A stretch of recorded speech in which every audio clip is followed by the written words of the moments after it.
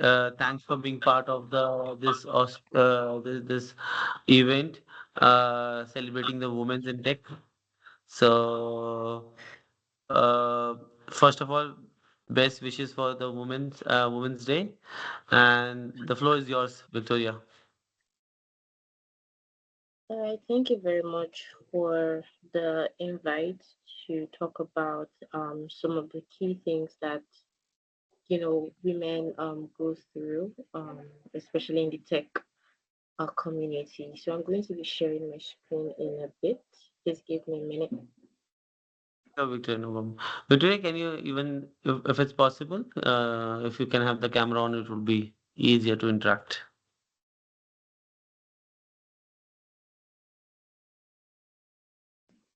All right, I'll do that. I'll do that shortly.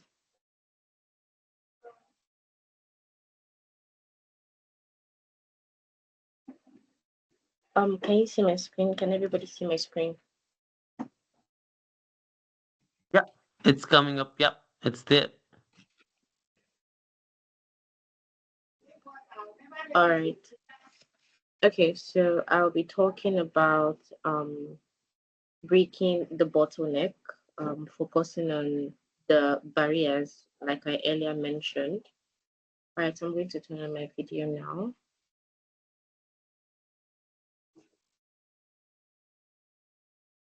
Hello, everyone. We can see you, hear you. Yeah. All right. Okay, so talking about breaking the bottleneck, removing barriers to drive innovation fundamentally. And under this, we're going to cover an introduction to who I am, an understanding on innovation, and its impact. We're talking about the barriers to innovation, structural barriers, cultural barriers, resource barriers, psychological barriers, and then we'll talk about breaking the bottleneck. My name is Victoria Robinson. I'm a cybersecurity and AI researcher, and I'm also a mentor. I have worked as a security operations analyst, and I'm very particular about mentoring the next generation of cybersecurity professionals. And I have always been drawn to solving complex problems and pushing boundaries. So we're going to take a look at what innovation is and its impact. So first of all, what is innovation? It is the process of turning creative ideas into tangible solutions that addresses real world challenges. And it matters because innovation fuels progress. It drives economic growth. It fosters competition and transforms societies by solving critical problems, right? So when we talk about breaking the bottleneck, we mean finding and removing the roadblocks that stop good ideas from coming to life, right? So imagine you're in a garden full of seeds. Now, if the soil is rocky or if it's heavy, it has a barrier, blocking the sun. Now, these seeds will not sprout into beautiful plants, right? In the same way, even the best ideas can wither if the right conditions are not met. So today we're going to learn about these barriers and how we can clear them out. And as we start, keep in mind that innovation matters to everyone. So, barriers to innovation, we have structural barriers, we have cultural barriers, resource barriers, and psychological barriers. Now, let's start from structural barriers. In today's world, structural barriers represent the legacy systems, the outdated policies that hinders operational agility. Now, these obstacles are built into the way organizations are set up, right? We have rigid systems, old-fashioned rules that are basically heavy barriers that makes changes difficult to make. So imagine you're trying to race in shoes that are too stiff. You can't move as fast. These outdated policies limit our ability to adapt quickly, and it makes it difficult, even more difficult, for new ideas to kick off. Right? For example, a company that has very rigid hierarchies where decisions needs approval from many layers of management. This kind of setup basically slows down the process of turning new ideas into action. Next we have is the cultural barriers. Now, the cultural barriers arises from a collective mindset that inhibits creative progress within an organization. Now, this barrier is all about the environments that people work in. If an organization has a culture that punishes mistakes or only values opinions from a select few, then many employees will feel reluctant to share their creative ideas. Now, in a culture where playing it safe is a norm, the risk of failure is larger, and innovation basically takes a backseat. Now, you can think of it like a classroom where only one student is encouraged to speak up while others are told to stay quiet, right? In such an environment, diverse ideas and fresh perspectives are stifled. And when employees see that their unique contributions are not welcomed, or that failures are met with harsh judgment, they are less likely to take the risk or try out, innovative approach. And changing this requires a shift in mindset, one where mistakes are seen as learning opportunities and basically every voice is valued. A supportive culture helps everyone to feel safe to experiment. And this is very key for real innovation. Next we have is a key concern, which is the resource barriers, right? Including inadequate funding, limited mentorship, insufficient support for groundbreaking ideas. These are significant impediments to innovation. Now, resource barriers are about the tools and the support that is needed to bring an idea to life. If Even if like someone is brilliant or has a very brilliant concept, it can go nowhere without the right funding, access to technology, proper training or mentorship. Now, imagine you have a recipe for an amazing dish, but you don't have the ingredients or the kitchen to cook in. In many organizations, resources are limited or unevenly distributed, meaning that only a few ideas get the attention and support that they need. Now, this lack of resources can be especially tough on people who are new to the scene, right? And also people that come from underrepresented backgrounds. When there is not enough money to fund the project, or when mentorship opportunities are scarce, then innovations never really kick off. And to overcome this, we need to find a way to invest in training programs, to create mentorship networks, to support new and unconventional ideas. Doing so not only helps individual projects, but builds richer and more diverse pipeline of innovation across the organization. Next, we have is the cultural barriers, or let's call them the psychological barriers this time, right? They involve the internal challenges that individuals face. We have self-doubt, we have imposter syndrome, we have the pressure to conform. There are a lot of other psychological barriers, right? Now, these barriers come from within our own thoughts and feelings. Even the fear of failure, part of psychological barriers. Now, when external obstacles are removed, these internal challenges can stop someone from sharing their innovative ideas. It's like having a great idea in your head, but feeling too nervous to speak up because you worry that it probably isn't good enough. Now, imagine standing at the edge of a diving board, wanting to jump into the pool, but hesitating because you're afraid of the water. That hesitation is similar to the psychological barrier that many face in workplaces. When people are constantly worried about being judged or making mistakes, they tend to stick to what they are familiar with instead of exploring new possibilities. Overcoming these mental hurdles is essential because it is important for innovation, and we need to foster a very supportive environment where everyone is encouraged. And like I mentioned earlier, mistakes are treated as lessons, and peer support is readily available. Now, breaking the bottleneck.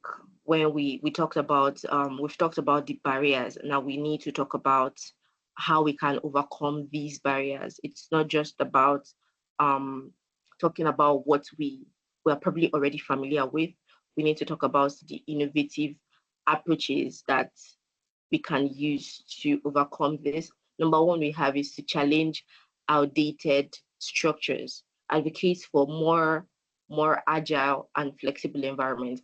Now, before I talk about this, I want to briefly touch on the power of women in innovation.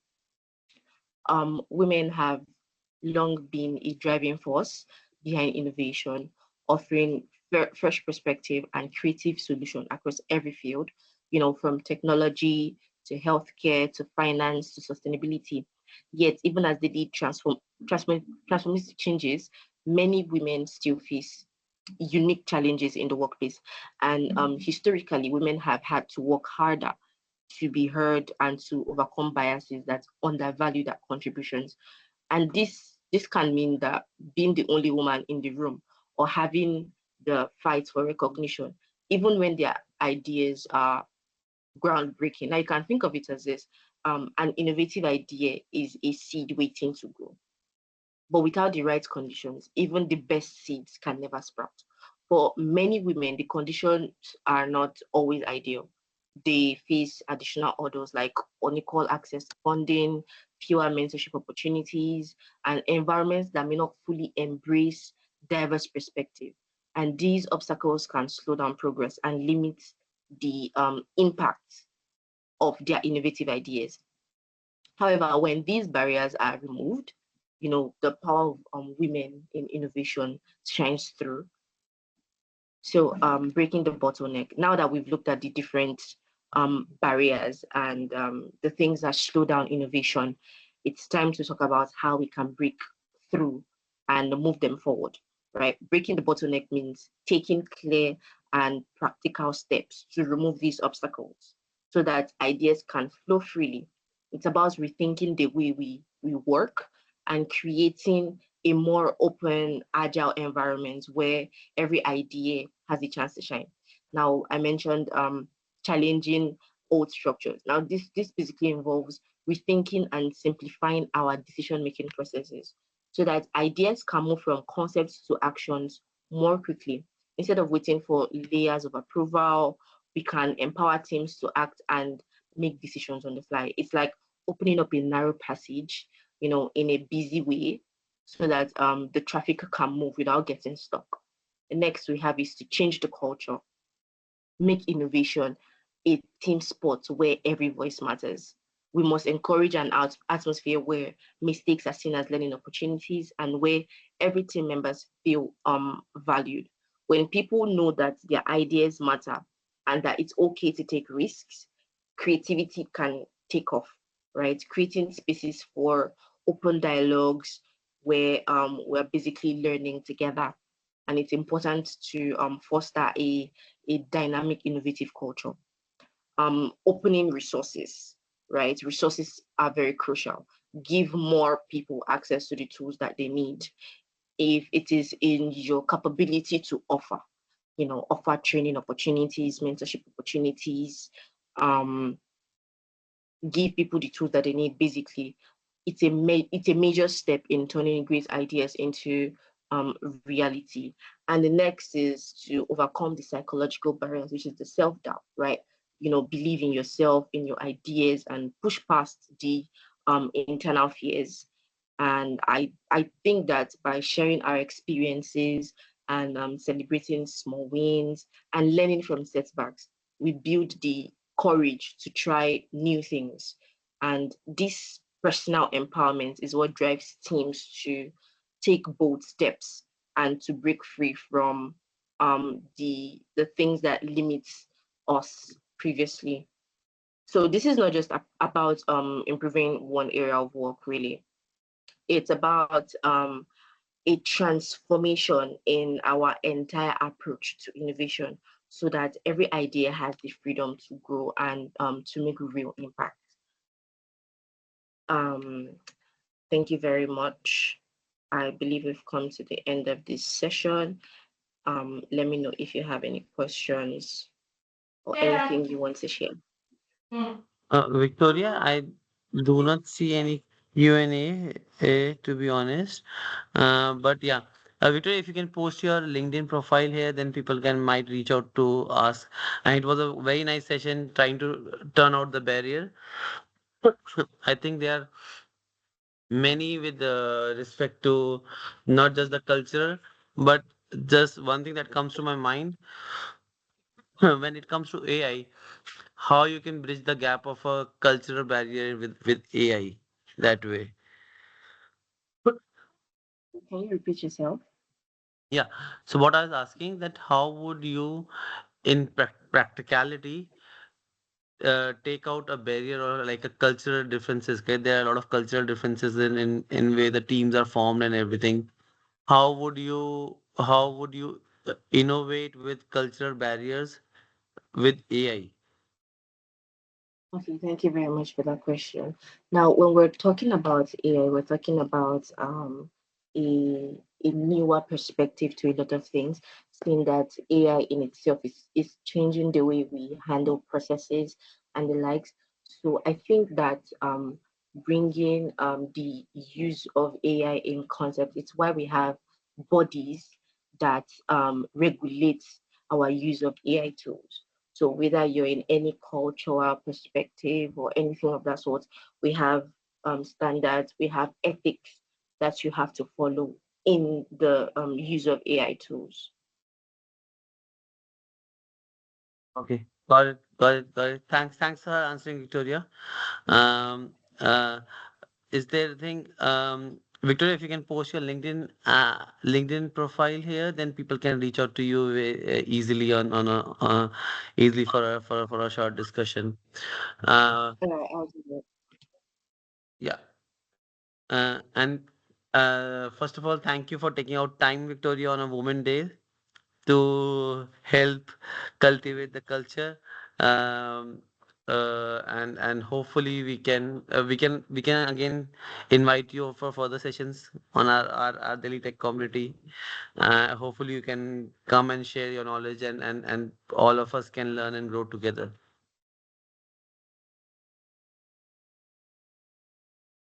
Victoria, you're on mute. You're on mute. You're on mute. Oh, thank you very much. Yeah, I was saying thank you very much for the opportunity to share. I am happy to contribute to this program.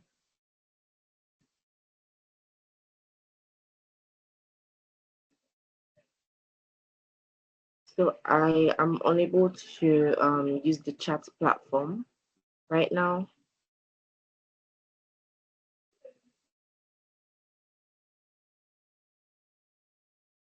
Victoria, can you hear us? Sorry, there was a connection break. Yeah, I can hear you. I can hear you.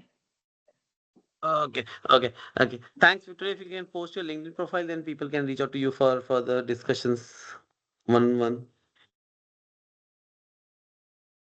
All right. Thank you. Sure. Then I stop the recording. Thank you.